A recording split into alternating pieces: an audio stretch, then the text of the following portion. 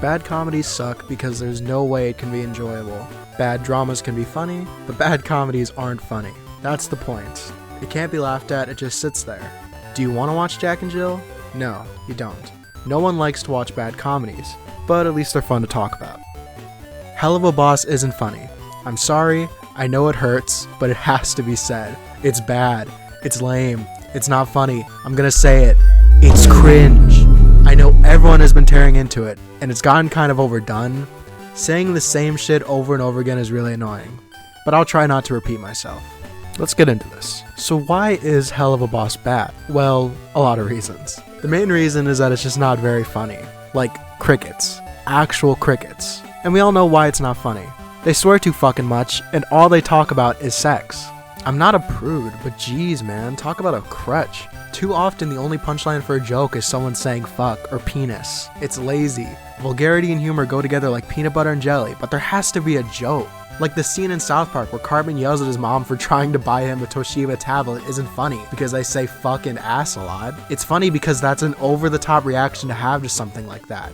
God, explaining jokes make them sound so unfunny, but I'm making a point, okay? Vulgarity should enhance a joke. Do you want to eat a jelly sandwich? Wait, do people eat jelly sandwiches? Does this metaphor work? Helluva Boss is obviously pretty reliant on vulgarity, and vulgarity is supposed to be shocking. Shocking can be funny. Shock humor is not high art, but it could get the job done. Here's the thing about Helluva Boss. It's just not very shocking. Like I said, I'm not a prude. I'm not offended by the swearing and the sexual content. And unless you're a Christian grandma, which I don't know why Christian grandma would be watching me, you're not going to be offended. Actually, kids nowadays are such fucking Puritans, so maybe if you're a non-binary furry teenager, you'd be offended. I'm getting off track. Let's go back to South Park. It's actually shocking sometimes. I'm a child, and it's funny to watch Cartman shit all over his mom while playing World of Warcraft. Helluva Boss doesn't go far enough to be interesting. They even bleep out certain words. If you're going to be vulgar, then go all out. Sex and swears have been done to death. Where is the poop? Show me the poop! Due to feces. There's a bigger problem, I think. Something with the structure of the whole show. Maybe not an objective problem, but something that doesn't work for me and holds it back, I think. The show feels different at the start than it does at the end. At the start, it's super irreverent and silly, and wholly focused on being funny.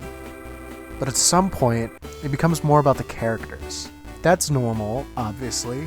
Shows grow and change as they go. There's a problem with that. The characters suck ass. I don't care about them. They are stupid and dumb and smell, and I don't like them. At first, this is kind of the point to an extent. They are literal murderers. They murder children. We aren't supposed to care about them. At some point, however, the writers seem to want us to care about them. More of the show is taken up by the characters being sad, and being sad, and being sad, and being sad. It doesn't work because these characters are scumbags. You can make a scumbag's emotions compelling, but you don't do it in the way Helluva Boss does it. You can't really do that kind of petty relationship drama with murderers. At least not easily. Why do they do the things that they do? How do they feel about it? You gotta let me get all up in their brain if you want me to care about stuff like that. I need a full painting of someone if you want me to look past that and become interested in their personal life. Helluva Boss's characters aren't interesting though. They're scumbags, but they're not interesting scumbags. Nothing that we learn about these characters makes me interested in them or makes me want to care about them. They aren't Walter White, you know? Maybe I have high standards, or maybe you have low standards. Have you ever thought about that? Let us take a slight detour, children. Okay, I'm doing the thing where a YouTuber calls their viewers children, but if you are actually a child, log off and do your homework. Okay, I love character design. How a character looks is extremely important. It doesn't matter how well written they are if looking at them makes me want to eviscerate my eyeballs. Helluva Boss's character designs have gotten criticism before, but mostly for them being too skinny, which I don't care about. Body diversity isn't really a big deal to me, and it feels like something people made up to criticize this show, but in a woke way, because we can't criticize anything for being bad anymore. We're only allowed to criticize things for being problematic. Sorry, I'm ranting. Back to the terrible character designs. I don't want to go too into detail because I don't want this video to be too long. Maybe I'll make a companion video where I geek out about character design. Generally, my problem with the design of HelluvaBoss's characters is that they're just unpleasant to look at. Like, I get that they're demons, and demons aren't supposed to be pleasant, but there's something about them, man. There's just something off. Like, their shapes are bad. They have details that are bad. They aren't good. They're gross. They're icky. I'm sorry to say it again, but they're cringe. There is one character design that is especially bad. One that is just, ugh. Where do I even start? For those of you who don't know, this is supposed to be Beelzebub, who traditionally looks like this. There is nothing wrong with having a different approach to an existing character, but come on, man, why is it a fox-bee hybrid? How do you even think of that? How do you think that's a good idea? There's so much crap going on in this design. Why does she have a lava lamp thing going on? It's just so fucking loud. There are so many colors. It looks like the legendary Overwatch skin version of itself. Is it supposed to look like shit on purpose? Because she represents gluttony and her design is excessive? Well, I guess it's too high level for me because I hate this.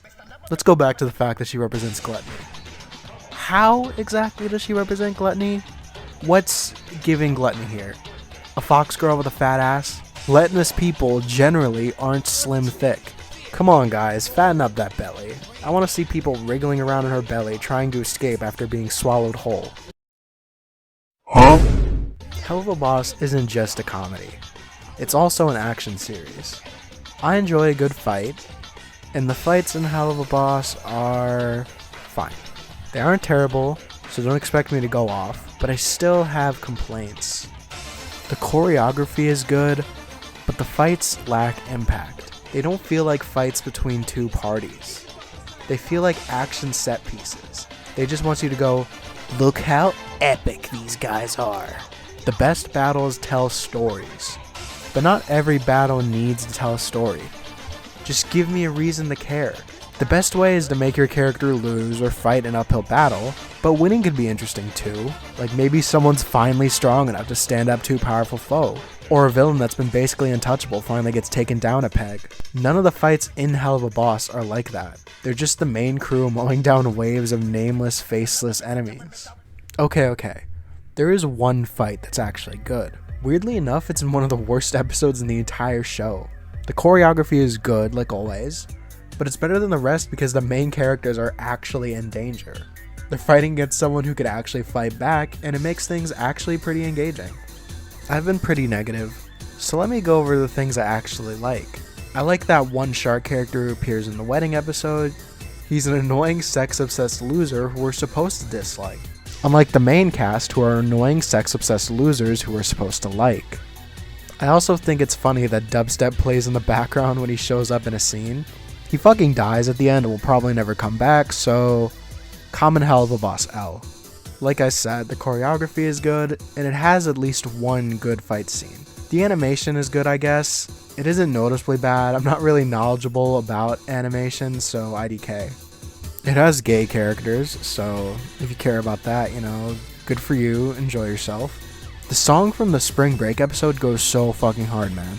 I actually looked for an upload of the song without all the sound effects and dialogue over it. I couldn't find one.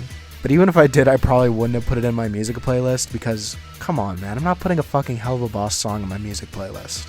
This is the big one. There are 2 episodes that are actually funny and good. The pilot and Season 1, Episode 4.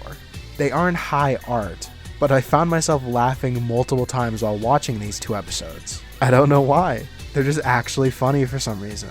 So if you feel motivated to watch something Helluva Boss related after all this for some reason, then those 2 episodes are the ones to watch. Now for funsies, I'll give a 1-sentence review of each episode released at the time of writing.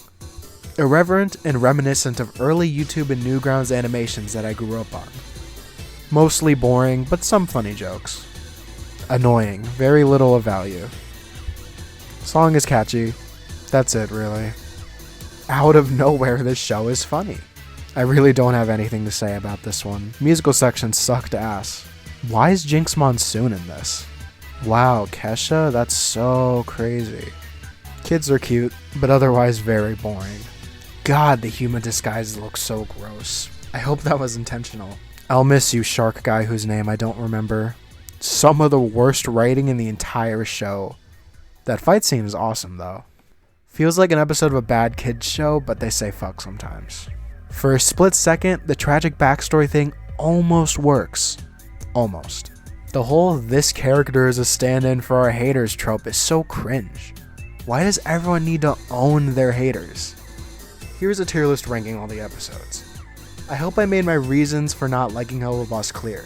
Basically, it's like if Cringe and Gay had a baby. If you like it, you are wrong and you should be ashamed. Like, subscribe, follow me on Twitter. Bye. Yeah, I'm not gonna lie. I love talking to minors. Put me in jail, I do not care.